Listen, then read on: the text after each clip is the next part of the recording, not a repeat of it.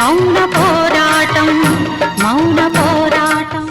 లేదంటే జానకిని మనమే లేపేసి దుర్గే ఆస్తి మొత్తం కాజేయడానికి జానకిని చంపేసి తన ప్లేస్లోకి వచ్చిందని క్రిమినల్ కేసు పెట్టి పర్మనెంట్ గా జానకిని దుర్గని వదిలించేసుకోవచ్చు.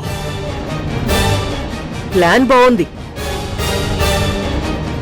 కానీ ఇది ఇంప్లిమెంట్ చేయాలంటే వీళ్ళిద్దరిలో అసలు దుర్గెవరో కనిపెట్టాలి. ఆ తర్వాత తనే దుర్గా అని అందరి ముందు ఇరికించాలి. అప్పుడే అది కుదురుతుంది.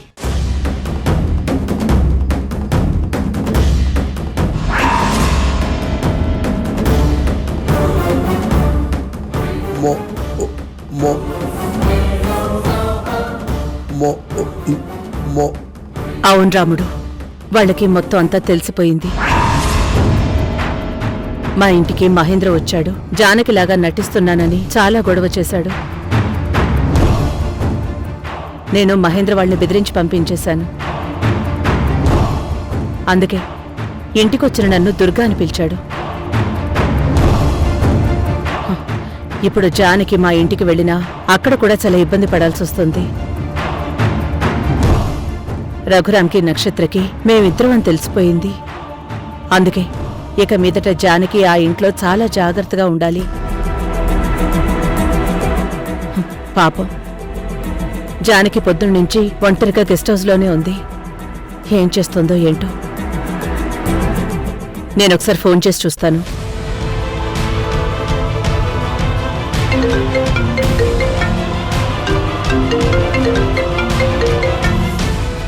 స్పీకర్ ఆన్ చేస్తాను. హలో హలో జానకి అక్క, ఎక్కడున్నావు? ముందు నన్ను గెస్ట్ హౌస్కి రమ్మన్నావు, గోదావరిని తీసుకుని వచ్చాను. ఆఫీస్కి వెళ్ళిన వెంటనే వచ్చేస్తాను అన్నావు కదా, ఇంకా రాలేదేంటి? జానకి, నేను చెప్పేది జాగ్రత్తగా విను. నేను ఆఫీస్కి వెళ్ళాక హాయ్ విశాలాక్షి.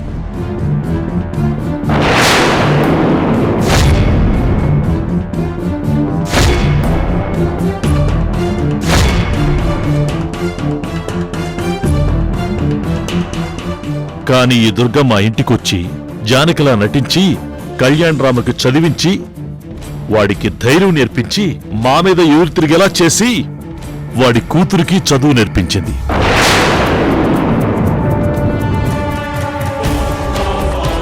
అంటే ఈ ఇంట్లో ఆ ఇంట్లో అందరికీ తెలిసిపోయిందా మనం ఇద్దరు ఉన్నామని? అవును జానకి,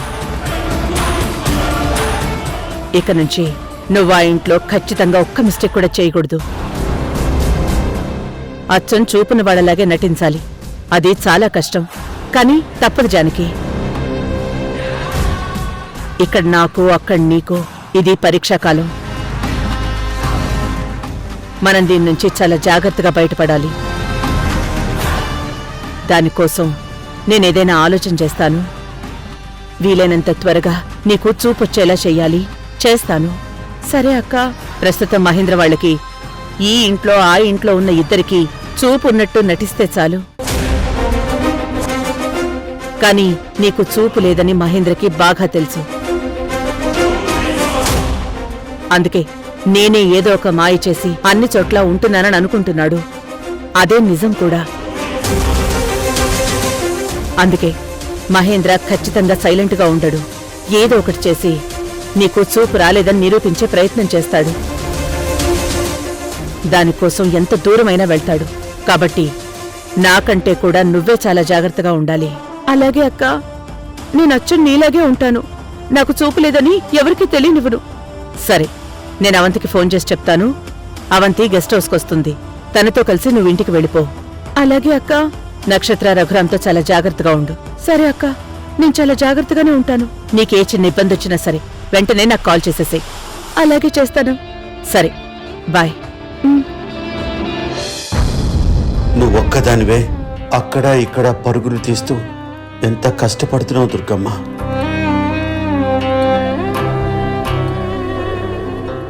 ఏంటి రాముడు, బాధపడుతున్నావా? జానకి గురించా? మరి నా గురించెందుకు రాముడు బాధపడుతున్నావు? నేనెంత తిరిగి ఎంత కష్టపడ్డా నాకు కంటి చూపు ఉంది కాబట్టి వచ్చే ప్రమాదాన్ని పసిగట్టగలను. కాని జానకి అలా కాదు. ప్రమాదం వచ్చి తనకి తగిలే వరకు తెలీదు ఒక ప్రమాదం తన కోసం పొంచి ఉందని. అందుకే నేను తన గురించే టెన్షన్ పడుతున్నాను. అయినా మనకి దేవుడు తోడున్నాడు రాముడు. ఆ దేవుడు మంచికి చెడు కాలాన్నిస్తాడు, కాని చెయ్యి మాత్రం వదిలిపెట్టడు. ఆ చెడు నుంచి బయటపడే దారి కూడా పక్కనే ఉంచుతాడు. మనం వచ్చే కష్టాన్ని ఓర్చుకుని ఆ దారి వరకు వెళ్ళగలగాలి. అప్పుడు ఆ చెడు నుంచి మనం బయటపడగలుగుతాం. ప్రస్తుతం మనం ఈ సమస్య నుంచి బయటపడ్డానికి నేను ఒక ఆలోచన చేస్తున్నాను. ఆ ప్లాన్ని టైం చూసి అమలు చేస్తాను. ఈలోపు నువ్వు చేయాల్సిందొకటుంది. నీ ఆరోగ్యాన్ని చాలా త్వరగా బాగు చేసుకోవాలి. ఎంత కష్టమైనా సరే నువ్వు నడవాలి, నార్మల్ అవ్వాలి, ఆఫీస్కి వెళ్ళాలి. అప్పుడే ఈ ప్రాబ్లమ్స్ అన్నింటికీ చెక్ పడుతుంది. అయ్యో కళ్యాణ్ రాముడు, ఏంటిది?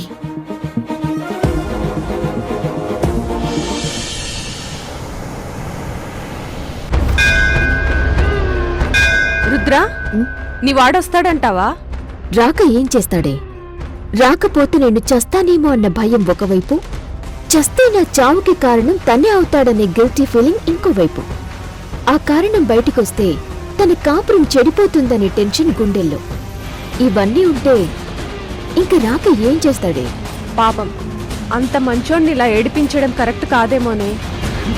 చెడ్డోడు ఏడవాలనేది, మంచోడు హ్యాపీగా ఉండాలనేది అందరూ కోరుకునేదేనే.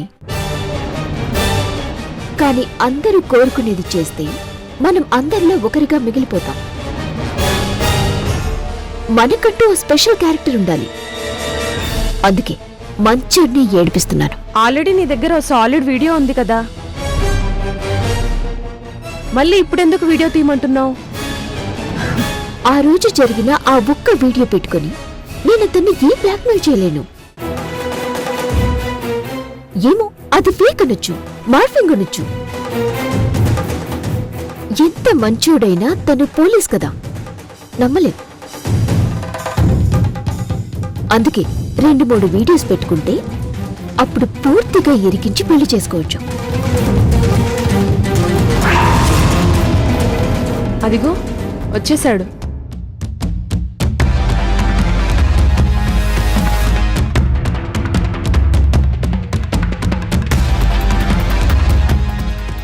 సరే, నువ్వు వెళ్ళి దాక్కో. నేను చెప్పినప్పుడు వీడియో తీయడం స్టార్ట్ చేయి. ఓకే, వెళ్ళు.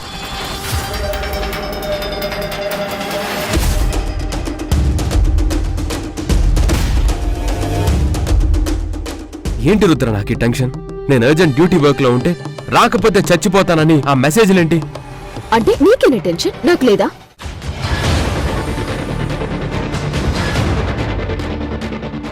ఏ సెకండ్ లో ఏమవుతుందో, ఎప్పుడు మన వామిటింగ్స్ అవుతాయో అని ఎంత టెన్షన్ పడుతున్నాను తెలుసా? ఏంటి? అదే ఆ వాక్ మా మామ్ డాడ్ల ముందొస్తే నేనేం చేయాలి? అమ్మో, తలుచుకుంటేనే నా హార్ట్ బీట్ పెరిగిపోతుంది. టక్కున ఆగిపోతుందేమో అనిపిస్తుంది. అలాగేం జరగదులే అవంతి.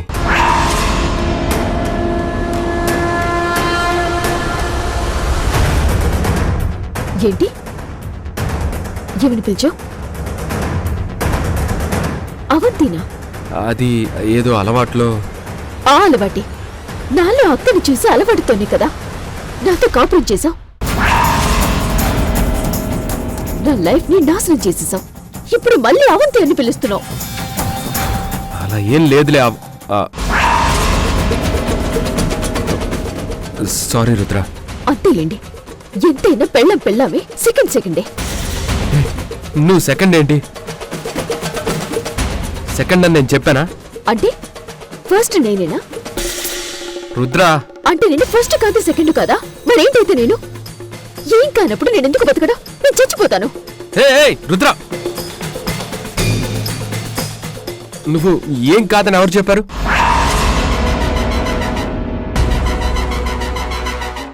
అంటే నేను నీకు ఏమవుతాను చెప్పు. పెళ్ళన్నా? బా ఏదో ఒకటి అవుతావులే. ఏదో ఒకటి అవ్వడం కాదు, ఏమవ్వాలో నిర్ణయించుకొని నేను ఇక్కడికి వచ్చాను. ఏం నిర్ణయించుకున్నావు? రా చెప్తాను. ఏ రుద్ర, రుద్ర ఆగు, వదులు రుద్ర.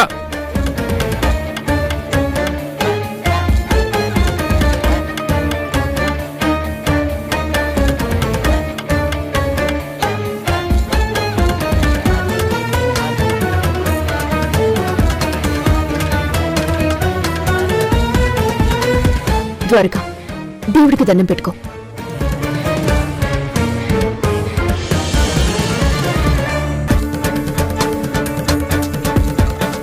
ద్వారకా, ఈరోజు చాలా మంచి రోజు. నాకు నువ్వంటే చాలా ఇష్టం. నీకు నేనంటే ఇష్టం ఉన్నా లేకపోయినా మనిద్దరి మధ్య ఆ దేవుడు ఒక సంబంధం ఆల్రెడీ కల్పేశాడు. అందుకే ఈరోజు మనిద్దరి పేరు మీద పూజ చేయించుకుందామని రమ్మన్నాను. మనిద్దరి పేరు మీద పూజ? ఏ వద్దా? ఆ, అంటే నిన్ను వద్దనుకుంటున్నావా? బా అదేం కాదు. అదే అవంతా కడిగితే ఇదే మాట అంటావా? అదేం కాదని చెప్పాను కదా. చూడు, నువ్వు అవునన్నా కాదన్నా నువ్వే నా జీవితం. అవునంటే బతుకుతావు, కాదంటే చేస్తాను. అంతకు మించి ఇంకేం చేస్తాను? రుద్ర ప్లీజ్, మాటి మాటికి చావు మాట మాట్లాడుకో. నీకు ఇప్పుడు ఏం కావాలి? మనిద్దరి పేరు మీద పూజే కదా, అలాగే చేయించుకుందాం. ఏమ్మా అర్చన? అవునండి, మా ఇద్దరి పేరు మీద పూజ చేయండి. ఈయన మా ఆయన.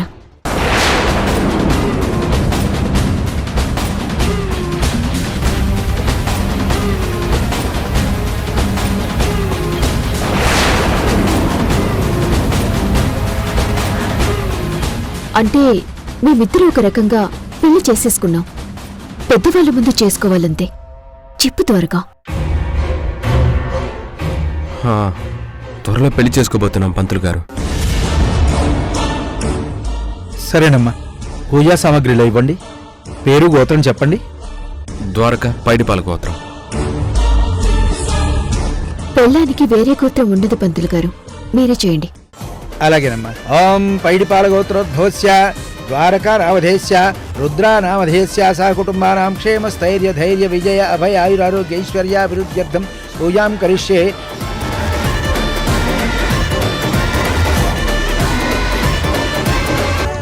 దేవుడా, నేను చేసింది తప్పే, కానీ నాకు తెలియకుండా జరిగిపోయింది. నన్ను దీని నుంచి ఎలాగైనా బయటపడే స్వామి. నేనిప్పుడు రుద్ర ఏం చెప్తే అది చేస్తున్నానని, నాకు రుద్ర మీద ప్రేమ కోరిక ఉందని అనుకోవద్దు. నా వల్ల జరిగిన తప్పుకు ఓ అమ్మాయి జీవితం అంతమైపోకూడదనే బాధతో ఇదంతా చేస్తున్నాను. తను సూసైడ్ చేసుకుంటే ఆ బాధ నన్ను జీవితాంతం ప్రశాంతంగా ఉండనివ్వదు. ప్లీజ్ స్వామి, నాకు హెల్ప్ చేయి.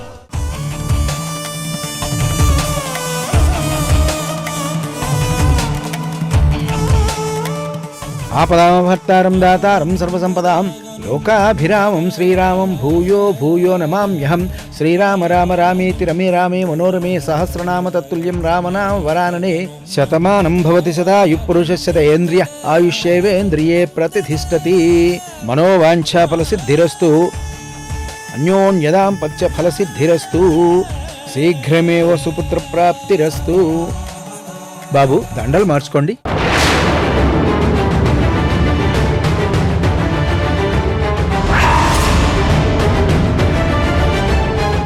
దండలు మార్చుకోవడం ఏంటి? మనకంటూ ఆ రకంగా పెళ్ళైపోయింది కదా, అందుకే దండలు మార్చుకోమంటున్నారు. కానీ బాబు, అమ్మాయి అబ్బాయి చేయి చేయి పట్టి 7 అడుగులు నడిస్తే ఒక రకంగా పాణిగ్రహణం అయినట్టే. మీరిద్దరూ ఒక రకంగా గాంధర్వ వివాహం చేసుకున్నారు కాబట్టి దండలు మార్చుకోవడంలో తప్పేమీ లేదు. మార్చుకోండి. తీసుకో త్వరగా.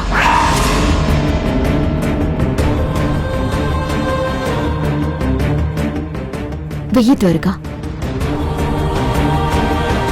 నీకిష్టం లేకపోతే వద్దులే. నేను చేయాల్సిన పని నేను చేస్తాను. వద్దు వద్దు, వేస్తాను.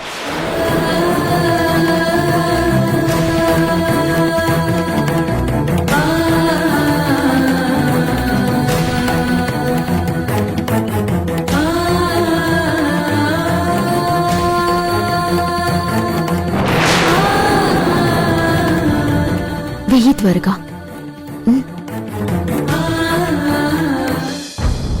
ఓం సహస్రశీర్ష పురుష సహస్రాక్ష సహస్రపాత్ స భూమిం వ్యస్తుతో వృత్వా అత్యధిష్టదశాంగుళం పురుష ఏవేదం సర్వం యద్భూతం యచ్చ భవ్యం ఉతామృతత్వస్యేశానః యదన్నేనాతిరోహతి ఏతావానస్య మహిమా అతో జ్యాయాక్ష్య పురుషः పాదోస్య విశ్వభూతాని త్రిపాదస్యామృతం దివి త్రిపాదూర్ధ్వ ఉదయిత్పురుషः పాదోస్యः భవాత్ పునః హిరణ్యవర్ణాం హరిణీం సువర్ణరజతస్రజాం చంద్రాం హిరణ్మయీం లక్ష్మీం జాతవేదో మమావహ తాం ఆవహ జాతవేదో లక్ష్మీం అనుపగామినీం యస్యాం హిరణ్యం విందేయం గామస్యం పురుషాన్. బాబు, ఈ కుంకుమ బొట్టు పెట్టండి.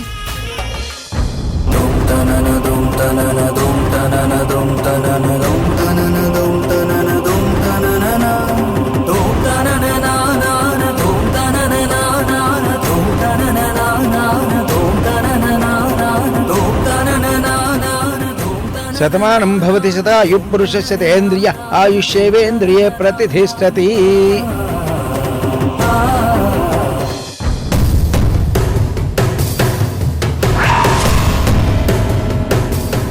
ఓం ధనం ధాన్యం పశుం బహుపుత్రలాభం శత సంవత్సరం దీర్ఘమాయు. దీర్ఘ సుమంగళి భవ. మీరు నిండు నూరేళ్లు ఇల్లా పాపలతో ఆనందంగా ఉండాలమ్మా.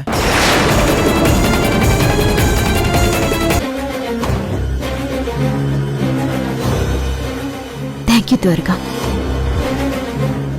ఏంటి రుద్ర, ఇదంతా ఎందుకు చెప్పు? ఏంటలా అంటున్నావు? నేనేమైనా తప్పు పని చేశానా? నీ మీదే ప్రాణం పెట్టుకుని బతుకుతున్నాను. ప్రతి క్షణం నువ్వే నా భర్తవని అనిపిస్తూ ఉంటుంది. కానీ మనకి పెళ్లి కాలేదు అనే బాధ నన్ను గుచ్చుతోంది.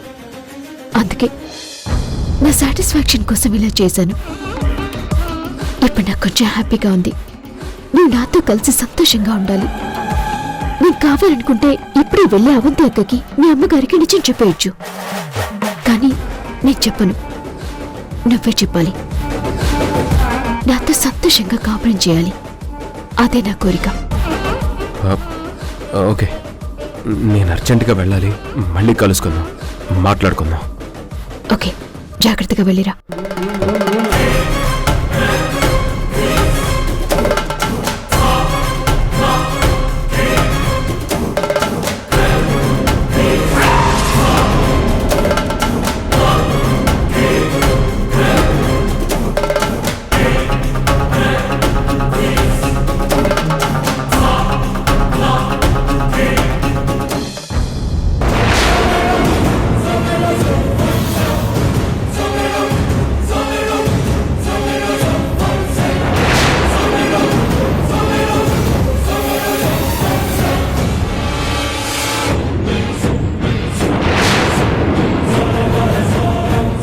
ద్వారకా, ఇంకా నువ్వు తప్పించుకోలేవు.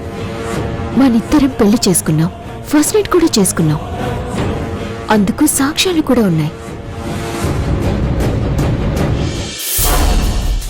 అత్తయ్య, అవంతి, నువ్వు వస్తున్నావని అక్క చెప్పింది. అత్తయ్య, ఒక్కదానివే ఎలా ఉన్నావు అత్తయ్య? నేనొక్కదాన్నున్నా 10 మందితో ఉన్నా భయమే ఉంటుందమ్మా. కళ్ళ ముందున్న ఎవరైనా ఒకటే, అంతా చీకటే. సరే అత్తయ్య, నువ్వు వెళ్ళి దుర్గత్తయ్య చీర మార్చుకునిరా. నేను జడ దుర్గత్తయ్యలా సెట్ చేస్తాను. సరే సరే, ఇప్పుడే మార్చుకుని వస్తాను.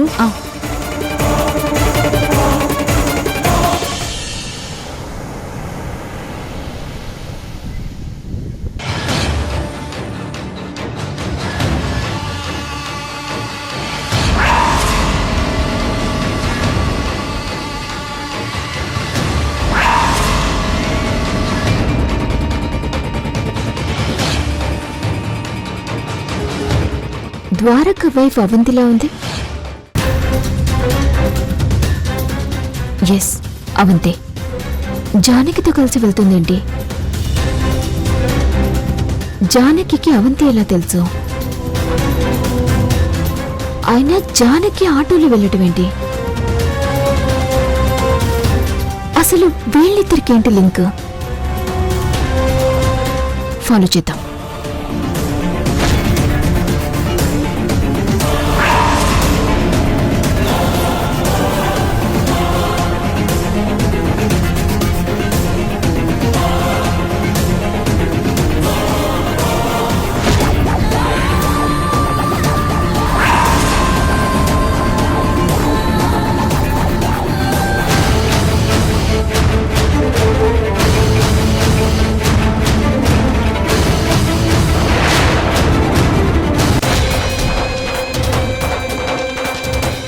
ఆటో ఆపండి, ఆపండి. ఇదేంటి అవంతి జానకిని దింపుతోంది? జానకి చూపు వచ్చేసింది కదా.